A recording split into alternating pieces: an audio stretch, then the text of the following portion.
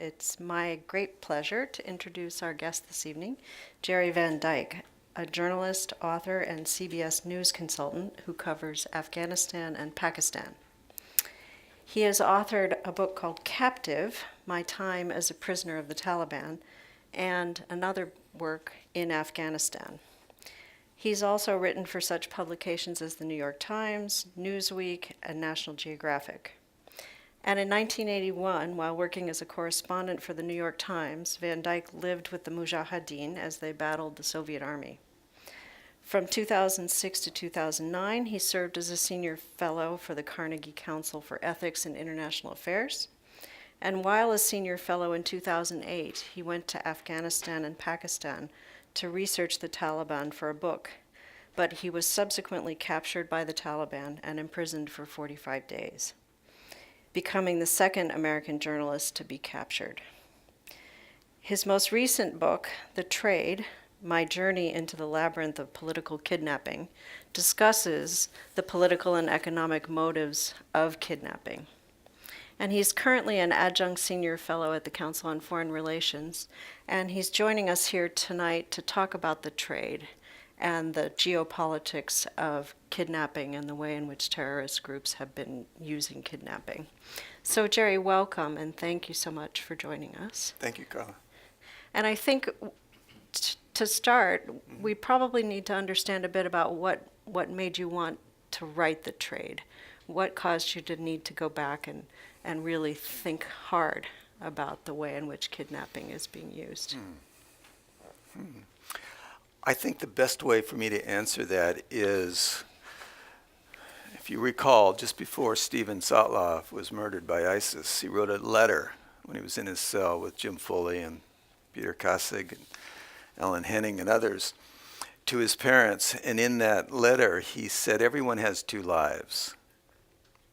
The second one begins when you realize you only have one. And I was, as someone told me, as the Greeks say, twice fated.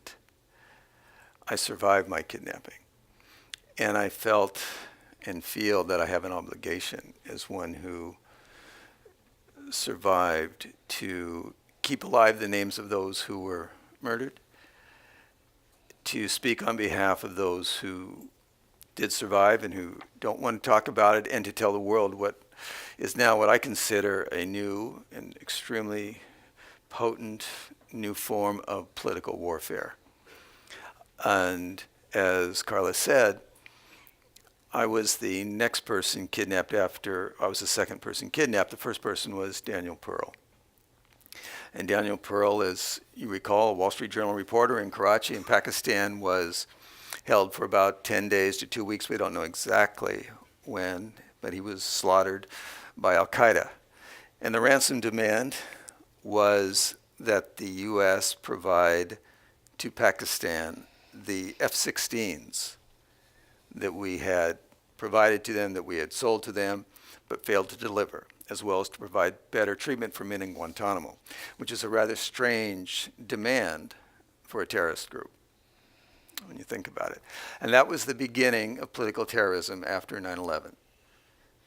And I was the next person, as Carla said, kidnapped after him. And I'll do this real quickly, but when my book Captive came out in 2010, a few things happened. One, I was giving a talk in New York before a journalist society in Greenwich Village, and at the end I was signing books, and a man came up to me with his then girlfriend, now wife, and he said, "You said tonight," and this is what an MI6 intelligence agent said to me, "we did everything possible to prevent a second Daniel Pearl."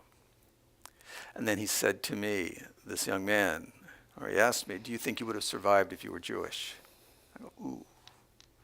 No one had ever asked me anything like that. I began to think. And sometime a few months before then, Daniel Pearl's father had written an article in the Wall Street Journal in which he said, "I feel that my son has died in vain." And I took a while, but then I wrote him a letter and I said, "No, I'm alive because of your son." And they invited me out to Los Angeles to see them. And I went out to see them. And in some ways, it was easier to cross the mountains into Pakistan than to go see them. And we had lunch together, and we spent 2 days together. And I said that I thought of Daniel Pearl when they took the knife out in my proposed execution. There are two of them. But the big difference is, and it's all the difference in the world, and I don't even have a right to talk about it, is that in my case they put it back. But when the camera was rolling and I looked at the man and I said, okay, let's do it, it's you and me, I thought of Daniel Pearl and Nicholas Berg, who was the next person kidnapped after Daniel Pearl. He was kidnapped in Baghdad in 2004 and beheaded. And so I began a trip because of this man in 2010 who came up to me after my book came out to go back and find out, this was the first reason, there are others, of why Daniel Pearl was really kidnapped, and to look deeply into his story, which I didn't feel was really ever brought out, and which I found a lot about and write about in the book. So there were multiple reasons why I went back. And there's one final reason, if to tell you this, is that in 2012, as Carla had asked me this, that when I was working for CBS, I was prevented from going east of Turkey. And people are inherently afraid that you are going to get in trouble again, and that you are seen as a bit, as one man said to me, toxic. And CBS would use me less and less, and afraid of what I might say, or that I might embarrass people. And there's another fellow named John Selecki who was kidnapped. His driver was killed, and he was kidnapped in Pakistan by a secular group, a Baluch, different ethnic group than the Taliban belonged to. And he said to me, we're like Manchurian candidates, that people think we've been brainwashed. And so you live with that. And more than anything else, you're a victim. You're always a victim. When I went to see the Pearls, a newspaper reporter said to me, so that's what they're going to say in your obituary, right? That you're a victim. What's it like living a life where you're always seen as a victim? So in order to get over that,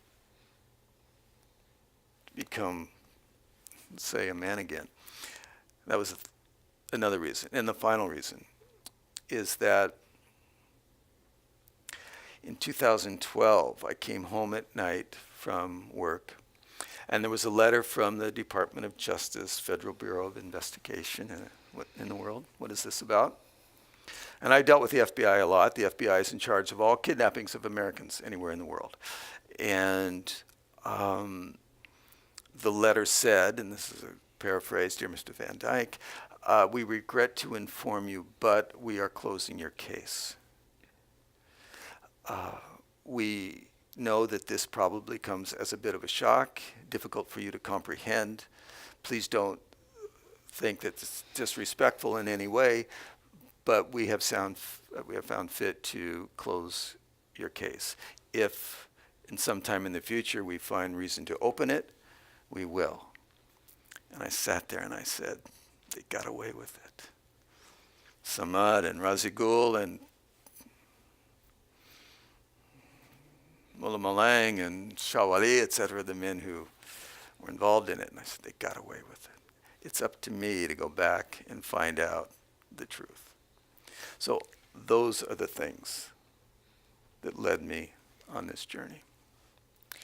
So tell us a bit more about the number of political kidnappings and why they've started to occur in larger numbers. We don't actually, I think, hear about these cases as much as we should, because one of the strategies is, of course, to try not to have it be a subject of discussion in the press. So how many people are being held, and what's the motive for increasing political kidnappings? I don't know exactly how many people are being held today. It's important to distinguish between political kidnappings and commercial kidnappings. If you work for Shell Oil and you are posted as on an oil rig off the coast of Nigeria, your chances of getting kidnapped are quite high, and it's a business. All of these things are business. They operate primarily, political kidnappings operate in lawless areas, Somalia, tribal areas of Pakistan, Iraq, Syria, parts of Nigeria and across the Sahara. Those are political kidnappings. Today, al-Qaeda has a protocol for dealing with political kidnappings. They used to get $250,000 about per person, and now it's up to, well, the most recent one was a Swedish person who was caught, a motorcyclist, I think, a tourist in south of Sahara, and he was $10 million. So it is very much a business. But to get to your question, the exact number of political kidnap victims, those being held today, is secret. I don't know. The FBI, as again, would have that information. Do they work closely with the CIA? They argue. They fight with the CIA. They compete with the CIA. And we all know that story after 9/11. If the FBI and the CIA had worked together, maybe the information that one had in the other hand would have prevented 9/11. Well, that still exists. And one reason they compete is, of course, it's tribal warfare in Washington, that they want a larger budget and they want greater power. But as one FBI agent said to me, the CIA does not have to testify in court. And they can operate completely under the radar and without any accountability, which is, I think, I'm getting ahead of myself, extremely dangerous. That President Trump has said now that the CIA, like the American military, will have the ability to take the gloves off to fight in Afghanistan, and we're going to give greater power to the CIA to or greater latitude to use drones indiscriminately. In 2002, in February 2002, and I happened to cover this case. I was there at the time. Daniel Pearl's case was the first political kidnapping after 9/11, and that was he was kidnapped, yes, in Pakistan.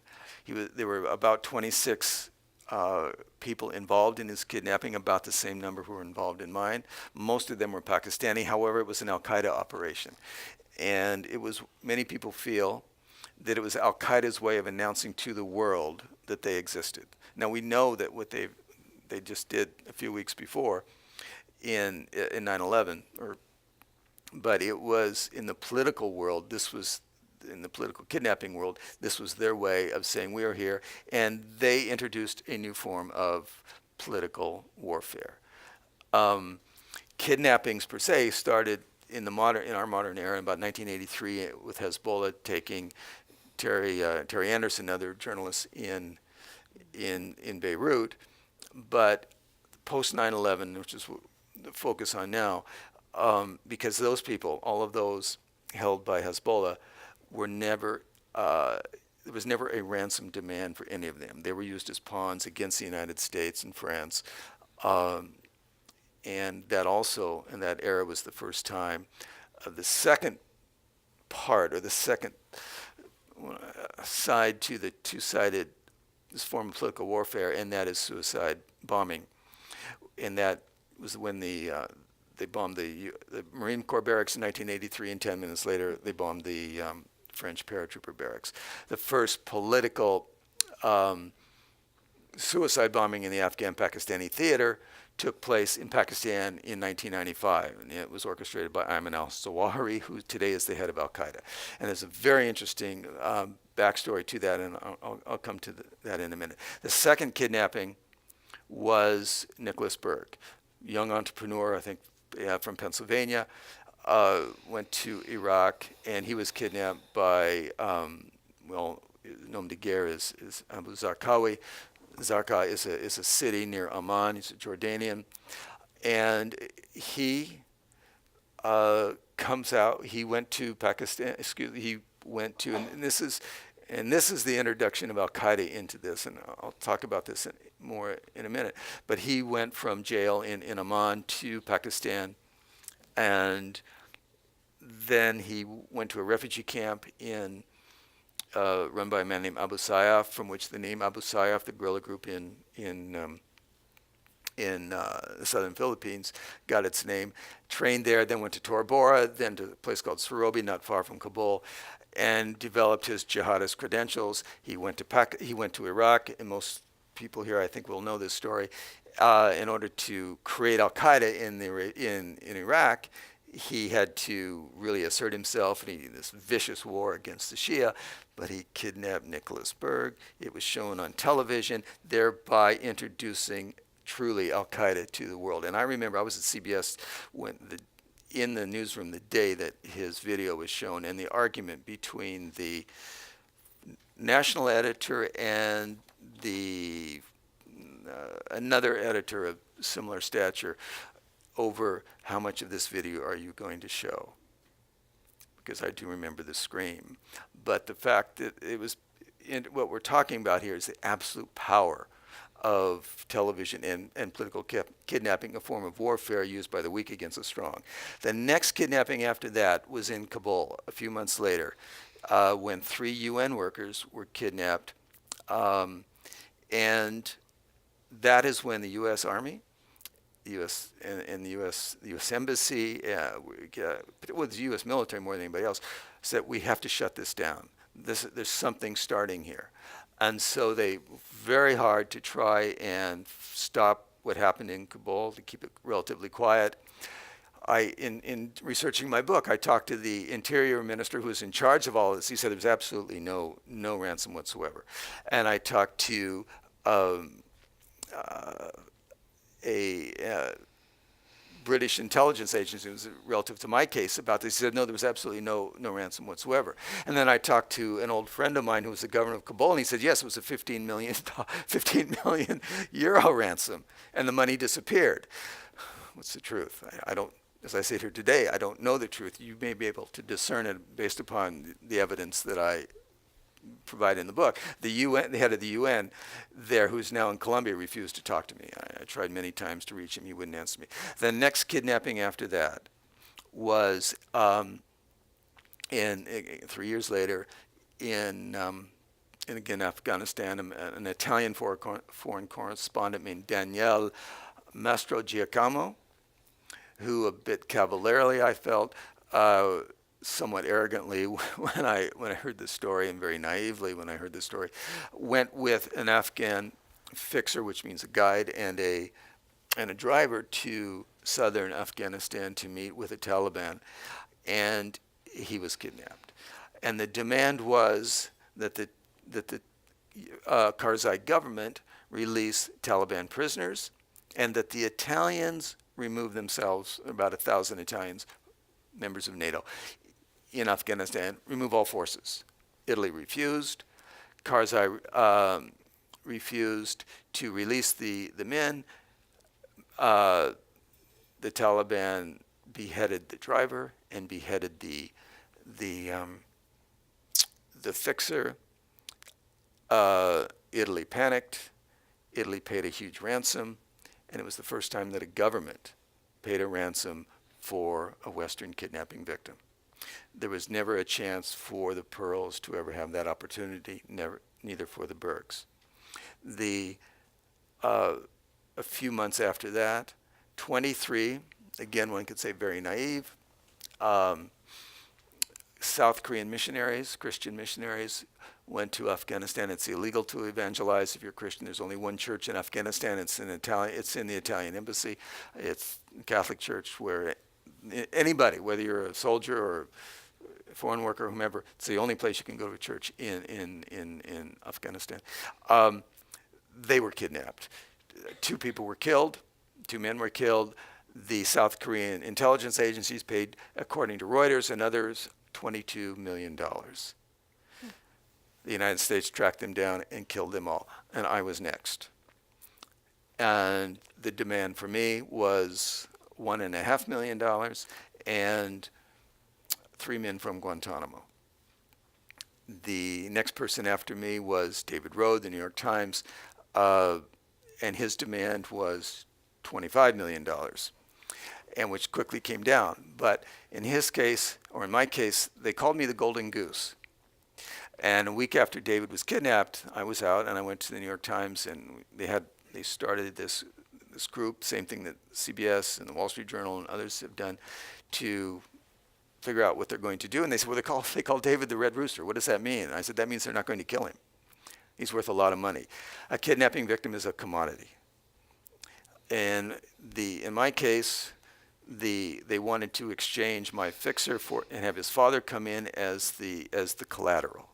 Here, if you want to take a loan out, you have your house with a bank collateral there, it's a human being. So in the kidnapping world, a piece of collateral is a human. The next after that, and to end this real quickly, and where it becomes very extremely powerful, is the execution of Jim Foley, which we all know about, and which is the second most watched and remembered event on television since 9/11. There have been polls on this. The most remembered event for the entire American population is the towers coming down in that event. The second one is the execution of Jim Foley.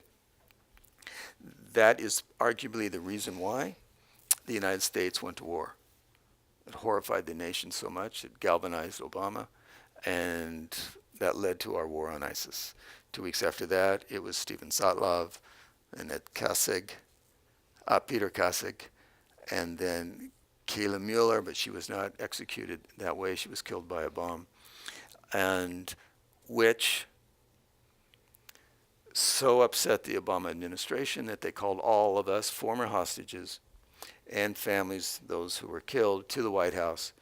And in 2015, we met with the president and the vice president as they created a new form of policy where the United States would be able to talk to, people like my parents were not alive, but or my father was, my mother wasn't, my brother and my sister, or David Rhodes Barrett's, or the Pearls, anybody could actually negotiate on their own with the kidnapping victim, with the kidnappers.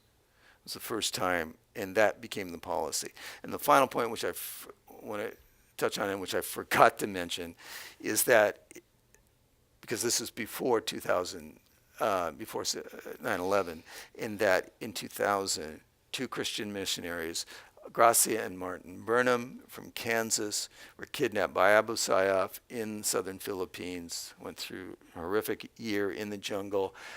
The George W. Bush administration authorized a ransom. They've said so publicly. It was $320,000. The money disappeared. And he said publicly, and I deal with this in the book, is that the White House said, if it leads to the capture of the kidnappers, then this is the way that we'll ransom. Therefore, it's possible we're going to provide a ransom.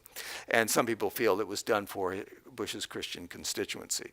So you can argue whether that is the case or not. But that the United States did provide a ransom. And now it has got to the point, and maybe I'm skipping ahead, but when we were in the White House in 2015, we learned, and some of you may have seen this on television, it came to the point where, with the case of Bo Bergdahl being kidnapped, that the Akani network, which held him, was able to extract a ransom payment for proof of life.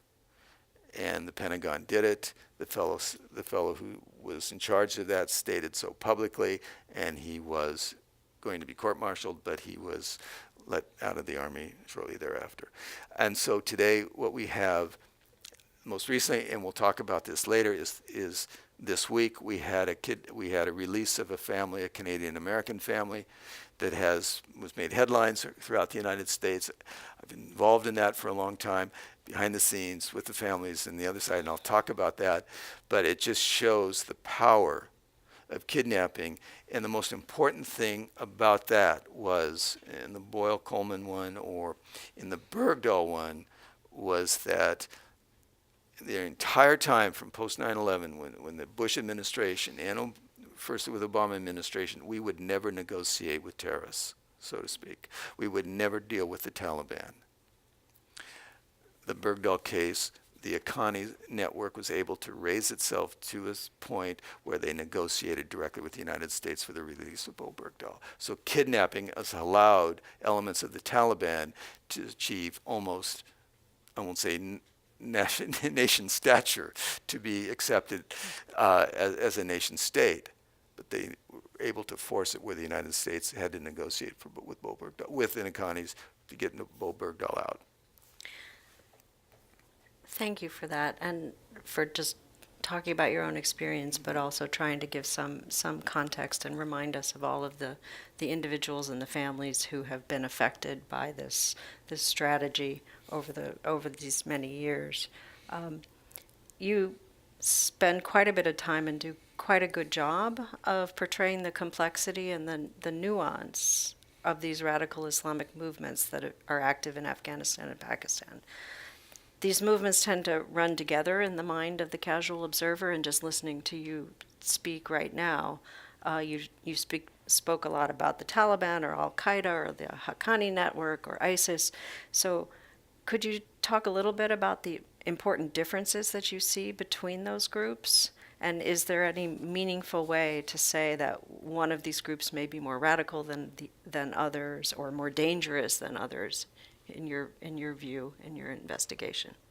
Certainly. Radical is a very interesting word. Um, um, and I'm certainly not taking a political stance when I say this, because I'll elaborate in a minute. It's, what do they call it? One man's freedom fighter is another man's terrorist. The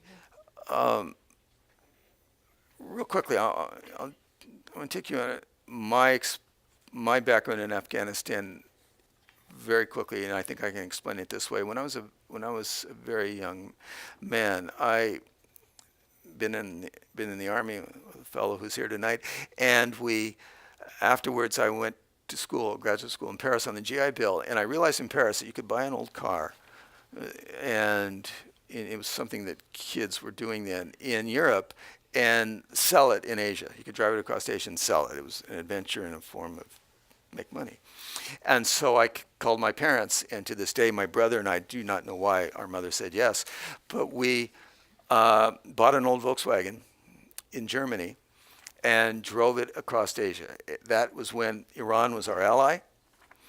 It was a great adventure. It is today. That road is called somewhat romantically, I suppose, the Hippie Trail. If you saw a movie called Midnight Express about Billy Hayes, drug trafficking, and he got caught in Istanbul. When we finally arrived in Afghanistan, we ran out of money. I got in a car accident. The Iranian car place took what money I had left. There were 5,000 to 6,000 hippies in Kabul, and a town of about, and I say town rather than a city almost, about 250,000, but it was a small city. Schoolgirls wore long socks and dressed in short skirts like Catholic schoolgirls in the U.S. and laughed and carried the books, laughed in the streets. There were 9 movie theaters in a city of 250,000, outdoor cafes, women dressed as they did in Europe. And the brother-in-law and the first cousin of the king, who was the former prime minister, overthrew the king and established a republic. He had initially, as prime minister, gone to John Kennedy or the Kennedy administration and asked for money for foreign aid. We said no, so he went to the Soviet Union. They wanted to remain non-aligned, but he began to move to the Soviet Union. This man, his name is Daoud, and was seen by young men, young Muslim activists, as the Red Prince. During that time, whether it was from Berlin to Berkeley, it was either. Here it had to do a lot with the Vietnam War, if you recall, but it was Marxism, communism, socialism, and versus against Islam. And young men under the tutelage of certain professors in Kabul University, who had gone to school at Al-Azhar in Egypt, come under the influence of the Muslim Brotherhood, and a man named Sayyid Qutb, the principal literary backbone, if you will, of the Muslim Brotherhood, bin Laden's favorite author, brought those books back, translated them, gave them to these students. 12 of them fled across the country to Pakistan. I interviewed the major general who took them in for this book. He gave them code names: Baker, didn't say candlestick maker, but Baker, Mason, electrician, and so forth. Gave them passports, put them in the put them in the Pakistani army to train them. He went and he told me, this is important, in 1973, and then I went to the U.S. Embassy and asked for money. I've been unable to find out if we said yes and gave them money. But in any way, in 1975, these young men, first there were about 12, ultimately there were hundreds came over, and they brought over the professor who gave them the books from Kabul University. They called themselves the Mujahideen, which means in Pashto or in Persian or in Arabic, holy warrior. Mujahid is the singular, Mujahideen is the plural. And they launched attacks against government installations in Afghanistan, 1975. Most of them were killed or captured. In July 1979, Robert Gates has written about this, former head of the CIA, has written about this in his book, In From the Shadows, his memoir of being head of the CIA. Zbigniew Brzezinski, Jimmy Carter's national security advisor, said in an interview in 1998 with a French newspaper magazine, the CIA, meaning the United States, Jimmy Carter's administration, began to fund secretly, July 1979, the Mujahideen, in order to, and this is the words of, these are not my words, these are Brzezinski's words, lure the Soviet Union into Afghanistan to pay it back for backing, and everybody who watched the Ken Burns documentary knows this, backing the Viet Cong and the North Vietnamese when we were in Vietnam. The Chinese became our allies during this time, so the idea was, and there's the head of the ISI, which is the military intelligence arm of the Pakistani army, said in his book, his memoir of his time, and he was in charge of the money that came in and distributing it among all the Mujahideen. The principal reason, in his view, it's borne out by Brzezinski and Gates, the reason that we went in there was revenge. So together we created and we began to nurture what we call the Mujahideen. At the same time, and the 9/11 Commission deals very obliquely with some of this, and they talk about numbers. We, with our allies from Algeria, from Egypt, from Saudi Arabia, from Yemen, throughout the Muslim world, and they even came, according to rumors I've heard from Brooklyn, meaning the U.S., there were offices in each of these countries. And Zarqawi, the man who beheaded Nicholas Berg, is in this category. There are offices in every one of these countries where a young man, disgruntled young man, a man on his own, looking for something to do in life, something greater than himself, a cause, something for which to live, something to give him purpose in life, could go into an office, he would get a passport, he would get a visa, he would get a plane ticket, and an allowance to go to Pakistan. According to this 9/11 Commission report, there were about 20,000. I think there were many more. And these men are all Arabs for the most part, but there were Indonesians, there were Filipinos, there were, in some cases, I'm told, Americans, and they were taken into a certain place, a house in Peshawar, where they could get some food and maybe stay, and then sent to refugee camps, and then into the country. They became one of the men who went, part of that group and helped them in the house was Osama bin Laden, and that house was called the base. Al-Qaeda means the base. What we today call Al-Qaeda. So they both came out of that cauldron, if you will, of Afghanistan. Another man who was there was the man who beheaded Nick Berg. His name was Zarqawi, and he made his way back, carrying his jihad with him, which he wanted to bring to Jordan, where he killed, I believe it was in 2002, an American diplomat. Then the U.S. invasion in Iraq. He went into Iraq to create al-Qaeda there. One of the men who worked for him in this group of Mujahideen, they called themselves, was a man named, his nom de guerre, the name he chose to use, al-Baghdadi, who is the founder of ISIS. So it's what started in 1973 is now at a point where they are all almost the same. There's really no distinguish. Pardon? The children of al-Qaeda? The children or the stepchildren of al-Qaeda. Mm-hmm. The Taliban, when I was in captivity, I had to listen for hours and hours and hours and hours to Taliban suicide tapes. And in those Taliban suicide tapes, recruitment tapes, they would talk about or chant, it's like a haunting Vienna boys choir, a chant about Afghan poetry, Pashtun, excuse me. Two main ethnic groups in Afghanistan and Pakistan, Tajik and Pashtun, Pashtuns being arguably the largest ethnic group in the world without their own homeland, between the Kurds and the Pashtuns. The largest number are in Pakistan, the second number in Afghanistan, approximately 50 million, I'd say, give or take. They would sing or chant of Afghan poetry and history and geography. And so the Taliban are more of a nationalist movement, very much a nationalist movement, but there's not a boy without becoming too complicated here, there's not a boy over 10 years old in Afghanistan who's Pashtun who doesn't think or doesn't believe, doesn't feel like every male, everybody every Pashtun, that the British, when they went to Afghanistan, and the first British crossed from India up crossing what we call the Indus River into the land of the Pashtuns about the same time that Lewis and Clark reached the Pacific Ocean. Today, which is part of Pakistan, pushing what they called the forward policy, which was to prevent the Russians from coming down and taking the crown jewel of the British Empire.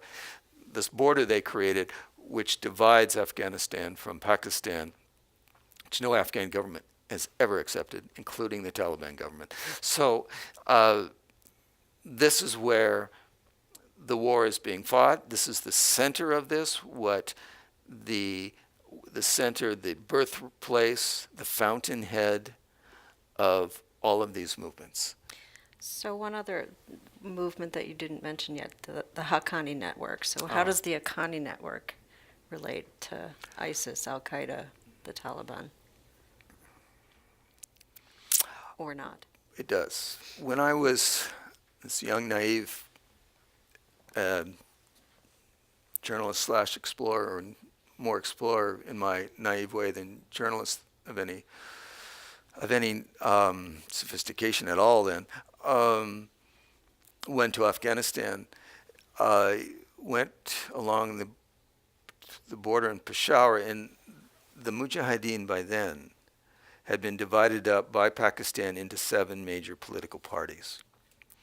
And the U.S. and Saudi Arabia were each, and this came out in the movie Charlie Wilson's War to a degree, and I was the Afghan technical advisor on the war, where I got in numerous arguments with the CIA analyst on the war. And I'll come to that in a second, but they deal with it in Charlie Wilson's War, and that is and I just went blank. What was I talking about? I was asking you about the Haqqani network, and where you were telling me about where we got in an argument over the Haqqani Yes. network. Is that in 1981, when I went to Afghanistan, I went to these major political parties, and I went to one in particular. I liked them better than the others, and a man who today is my best friend in Afghanistan and plays a major part of my book, and is the one reason why I was kidnapped, I'm told, sent me to live with a group of Mujahideen in the mountains. There were 20 of them, and the lead guy was named Jalaluddin Haqqani, and his brother was Ibrahim Haqqani, and they were not part of the original group that fled across the country, from Kabul to Pakistan, and formed what was called the Mujahideen. They were separate. In 2015, in April, and I'm maybe getting ahead of myself, but I have to do it to answer your question. When I went back to find out who really kidnapped me and why, it took a long time, but I went through it ended up with 2 tribal leaders I've known, and they arranged for me in ways I still can't quite put all together how they did it, but with the Haqqanis. And I became and am the only Western journalist to have met with them since before 9/11. I had 3 meetings with them. The most recent one was in June. hence my involvement with the Boyle-Coleman case, and had many conversations with them. They are separate. They're not part of the Mujahideen. They established, and their father raised goats. They come from the mountains, but this family is remarkable in its ability to go from the mountains of eastern Afghanistan to the point where they're able to negotiate almost directly with the government, with Bo Bergdahl and with the Coleman. And they have there are two more that they're holding. Two more, an American and an Australian. The Haqqani network is arguably, certainly the oldest, and arguably the most lethal, most effective, deadliest terrorist organization in the world, and that includes ISIS, when you count the number of people they have killed. They are separate. They are their own arm of, according to Admiral Mike Mullins, 2011, testimony before the Senate Armed Services Committee, the Haqqani network is an integral part or arm of the Pakistani army. So terrorist groups do not operate generally in a vacuum. There's state links from Yemen to Egypt to Saudi Arabia, Turkey. And so the Haqqanis, and it's a really good point, Carla, that you brought up, the Haqqanis are unique in that they are neither ISIS, they are neither al-Qaeda, they are neither the Taliban, they were the Mujahideen. Publicly they state that they are the Taliban, but they hold a unique position with Pakistani army. And when I was with the CIA director, the former head of the CIA in Pakistan, when we were technical advisors, I think is the title, on Charlie Wilson's war. We're having lunch in a hotel in Hollywood, and I asked him about the Haqqanis, and he lowered his head like this, and he said, "I wish they had come over to our side."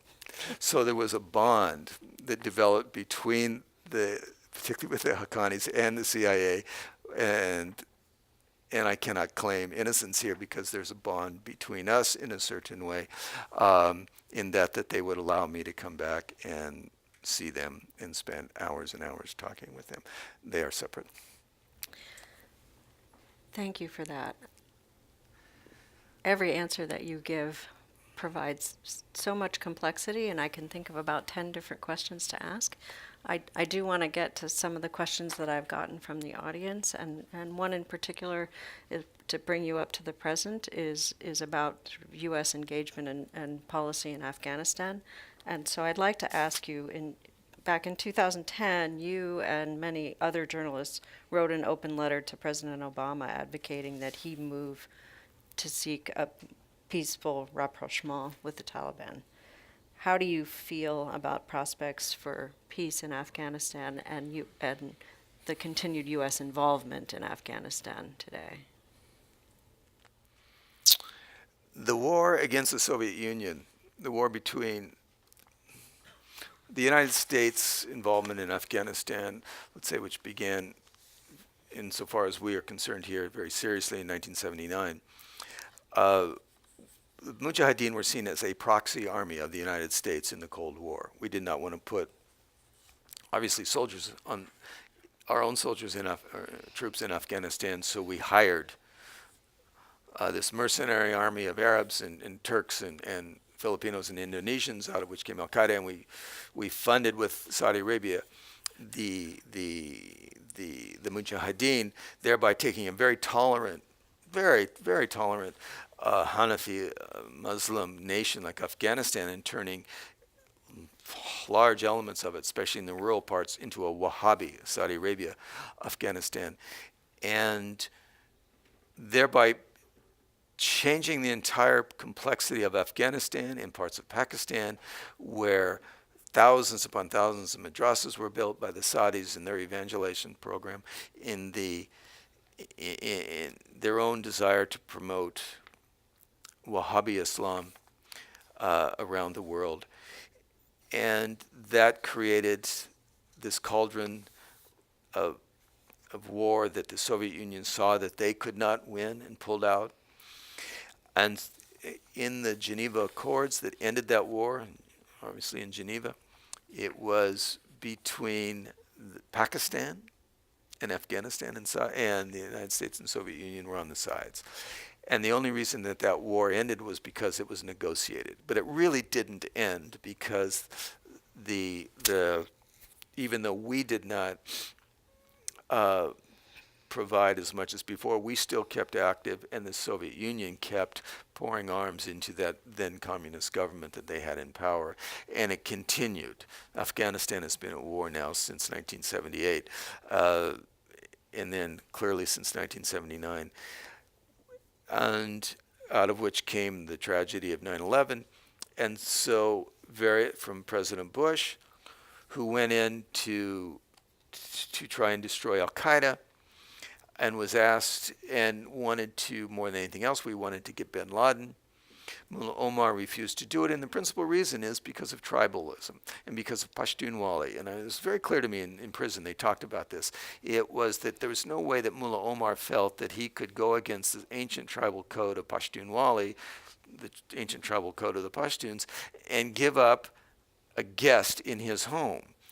That it's called Pana, and I think there was a movie about an American soldier named Luttrell, a SEAL who was shot down, and the only one who survived in a Taliban attack in Kunar province in Pakistan. And a shepherd took Luttrell in, and against his own fellow tribesmen, his own villagers, to protect him, because that is required under tribal law. So that inability of Mullah Omar, which is ancient Afghanistan, coupled with Wahhabism now and the deadliness of the vast influx of weaponry into Afghanistan, has created a completely new world. And so the Taliban, which emerged to try and cleanse the land of their errant brothers, today are backed by Pakistan, today still wage war.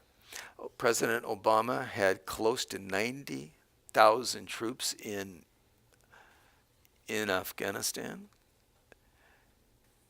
and then he pulled them all out. The war continued.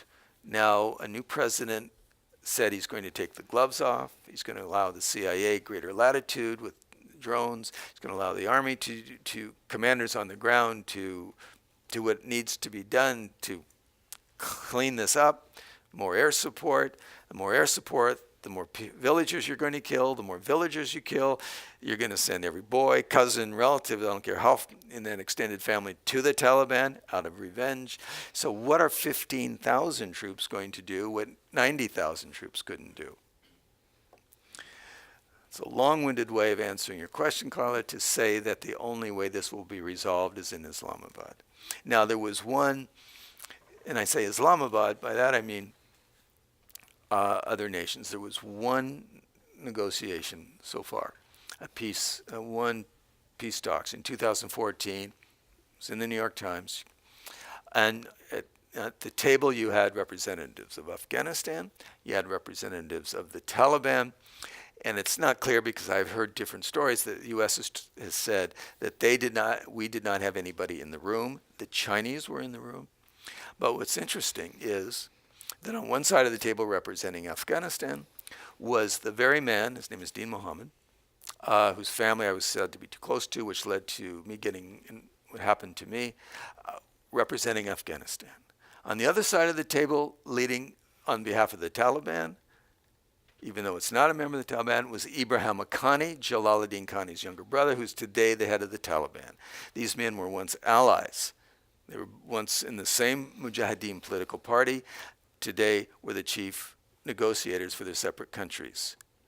In 2017, or in April this year, Ibrahim told me that I talked with Dean Mohammed a couple of times on my own about this and that, and I go, wait a minute, you're supposed to be, to myself, I didn't bring this up with him directly, then did later, is that you were negotiating across the tables as enemies.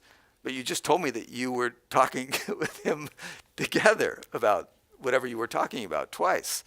So there are two things. Yes, you have to negotiate this, but under the table. There's that part of Afghanistan that no foreigner can penetrate, that no one can know. So it's a combination of serious negotiations among nations, as well as to realize that the Afghans are going to have to resolve this, and can resolve this themselves if enough pressure is put on them, and that would have to come from Pakistan as well as from the U.S. So it's a crucial question to what extent Pakistan's inter-service intelligence influences the actions of radical Islamists in Afghanistan. You've given a lot of thought to this relationship, and what conclusions have you reached?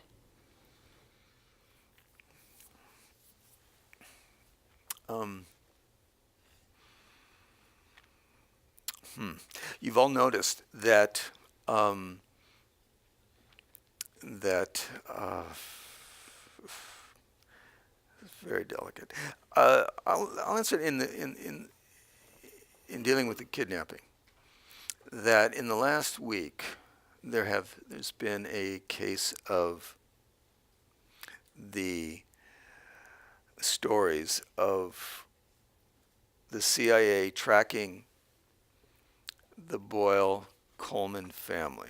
Jason Boyle, Canadian, Caitlin Coleman, American, what we thought were 2 children, 3 children, maybe 4. One didn't survive. And that the CIA, after 5 years, provided intelligence to the Pakistani army, which swooped in a rescue attempt and killed all the captors and freed the hostages, and they are home. Everybody breathes a sigh of relief. We're all happy, truly, clearly, enormously happy that they're out and they're alive and they're back. And in 2017, I had 2 meetings at the National Security Council in the White House, and before I went to see the Akanis, and again to see the Akanis. And I was advised not to go because they were afraid that something would happen to me. And as they must say, but the head of all the people I met was the only one who didn't say that. All she said was, be safe. In other words, there was no indication that I could not go. The Akani Network is a terrorist organization, so designated by the Department of Treasury. Therefore, it's illegal for a United States representative, a diplomat, to negotiate or to talk or to meet with a terrorist organization. We're not supposed to do it. You cannot do that under U.S. law. Now,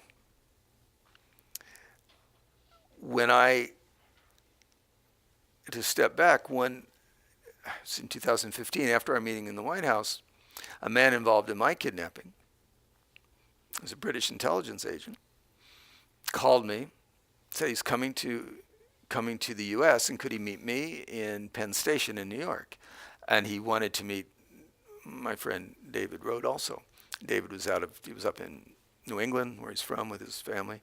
So I went, and we were meeting, and I looked over and I saw 2 Pakistanis come in this cafe, and I said, wait, those are the 2 men who provided the first visa that I was ever given by Pakistan to go back to, and where I saw the Haqqanis. What are they doing here? And he saw, they're friends of mine. I said, oh, okay. And so we all talked, and then he said, I understand that you have met with the Haqqanis. I said, yes. And I said, they told me they only trusted me, and I don't know quite what to do about that. And he acknowledged that. And I thought, I don't think I'm ever going to be, for some reason, I don't think I'm ever going to be allowed back into Pakistan after this meeting. And so November came, and I was in it, and keeping the government informed of my involvement, because what I've been trying to do since this book, the book that I have written, was not one I intended to write. I wanted to go back and resolve things And I do want to talk to you a bit about that. So this is sort of a sub-paragraph, but I don't want to lose track of the main story. When I went back, and when it was made clear that I could see the Akanis, I had another contract through the Council on Foreign Relations to trace all the various networks that emanate from Pakistan and Yemen and Saudi Arabia with ISIS, because I am in this unique position because of my age and background, and I'm not married and I don't have children, and I still go out and do this with those men who were our allies, who are today our enemies, whether they're in Yemen, whether they're in Egypt, or whether they're in Pakistan. And that's what I was doing. And I went back to Pakistan. I went back after Stephen Sotloff was murdered. I secretly went back to Afghanistan, frightened that as soon as I entered the country and went to the airport, that my name was on a list, because the jailer said, we're not going to let the bird out of the cage the second time. And that, and the Taliban just don't wear beards and black turbans. They're clean shaven and they're everywhere. Very sophisticated operation.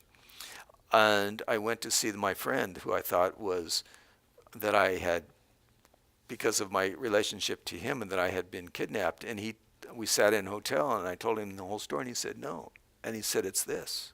And he told me it's 180 degrees different. And my advice to you is to leave very soon, because what you are involved in here is something much greater than yourself, and it's far too dangerous, and you must leave. So the next day, I went to see the former head of the NDS, which is the combination CIA, FBI, retired. And I told him my story a bit. And he looked at me and he said, this is an Afghan talking to an American. And he said, have you seen the movie 12 Years a Slave? I said, I don't know what that is. I've been in the Middle East for the last year and a quarter studying this on a project. He said, well, you're that man. Everybody who you think was your friend was your enemy. And we're talking not just about Afghans. And so that is what set me on this very long, dark, murky journey, this labyrinth from which I will never reemerge fully, out of which came this book. So Joshua Boyle and his family, they were taken by the Haqqani network and held by the Haqqani network. Mm-hmm. So what's your take on their story? And was this a political or a commercial kidnapping? Good question. All right, I'm going to tell you what I know. We don't know very much, but you know. I know a little bit more. I don't know a lot on this, but I know a little bit. I'm going to tell you what I know, and I'll let you decide what you think on this. What we know publicly is that Joshua Boyle, Canadian, married to and he has controversial, very awkward background, in that he was married to the sister of a man named Omar Khadr, who was in Guantanamo for having killed an American, 2 Americans, I believe. And his sister is very outspoken, and there's nothing wrong with that on behalf of her brother. But I read somewhere that there was a tie. Bin Laden somehow was involved here. So, and I asked myself, what in the world, when I heard about this, is a man taking a pregnant woman into Afghanistan? There's no journalist in Kabul who would dare go out into the country by themselves without Afghan guides, and to go to a village where you're completely protected, to go to Wardak province, where the Taliban are everywhere, is, to me, incomprehensible. And well, didn't he describe himself as a pilgrim? Yes, but there's another man, well, there have been others who've tried that, and, well, they're not around. It's even if you're a pilgrim, you're also a commodity, and you also are a commodity, meaning something to sell. I found it very strange that, and maybe it's all that he was a pilgrim and he saw himself this way and his wife was this way and they went together, but I thought it was awkward and I thought it was strange. I still do, a bit. But they wanted to do that, and so they were held captive, and we've seen the videos, and this for 5 years. And no one seemed to know where they were. And then President Trump, more than any other president, in his speech announcing his Afghan policy, really criticized publicly Pakistan and did not mince words about its ties to terrorist groups and backing terrorist groups. And we've been very diplomatic in what our statements about that over the years. Full court press on this. That it's interesting that within, and this was in September, that within a month, that Pakistan now, which has received $12.5 billion since 9/11, and it's been allied with the United States in the Cold War since 1954, would want to lose this relationship, even though Pakistan and China are extremely close now, that they would want to lose this tie to the United States. And so it's not unreasonable to think that perhaps, and it's interesting that the CIA, within a few weeks of this, would finally, while unable to do it for 5 years, find the Boyle-Colemans and then provide this information to the ISI, with which it was very closely allied during the 1980s and 1990s. And one thing that bothered me about working on Charlie Wilson's War was that the director had asked me, because I complained, we were shooting this, I was simply the low guy on the side, but I said, we're in Morocco shooting this movie. These mountains are not like Afghanistan. Afghanistan has these magnificent mountains. And so I finally convinced her to do something. And she said, all right, go back, find a helicopter and a camera crew and that, and go up and hire people, take people up into the air and shoot footage, and maybe we can do something. And so I went back and found people to do this. And I got a phone call from the CIA advisor on the movie. He said, no, don't do any more. I've convinced the director that I can do it. And I'm going to my friends in the Pakistani army, and we'll get a helicopter and go up and do it. And I said to myself, he's been out of the CIA for 20 years. He's going to call his friends in the Pakistani army, and they're going to take a helicopter up over Afghanistan, where the United States controls all the airspace. And he's that close with them that they can just call him up and go and shoot this footage. My goodness. See, this tie that I thought that might have ended with him in the Pakistani army 20 years later is certainly very strong. So that is my way of saying perhaps their links are still there. And so now, to bring this back, what the Akanis had said to me was, and they could certainly be using me, 100%, that they wanted the Coleman family to be able to allow the parents to see their grandchildren. And they would allow me to bring them over to see them. But I would have to bring a letter from the U.S. government, which means something official. And that within the last 3 weeks, that was what we're trying to do. So it's difficult for me to believe entirely that the Akanis would allow any of their men to kill a girl. Because you cannot think about this. Children being born in a baked mud hut, in a compound, in the tribal areas or on the Afghan border could not do this alone. They have to do this with mothers, with women, there to nurture those children and to provide whatever needs to be provided, and a bond develops between them. I just find it difficult to believe that one child was murdered. Was she raped? This is a terrible thing to even contemplate. But I am confused as to exactly what really happened based upon the information that I know and what I've been involved in on my own. It's so complex. It's so murky, just like the whole entire world of political kidnapping. To think that the Akanis would try to, because they were concerned about the welfare of their children, bring the grandparents over to see them, and that they would be, according to the U.S. and Kurram, tribal area of Kurram, which is along the Afghan-Pakistani border, primarily Shia area, but there are some Pashtun Sunnis there. Shia Sunni is like Catholic and Protestant in Islam. And that the CIA could do all of this. It's very, very murky. And that's my only way to answer your question. But the Pakistani army and the Akanis have been together since the 1970s, and they certainly will continue to be. And the role of the United States remains, to me, extremely murky also. So what can I say? Journalism is a risky business, and your stories and the risk that you've taken personally is inspiring to all of us. But I'm afraid we are out of time at this point, so I apologize for not getting to everyone's questions.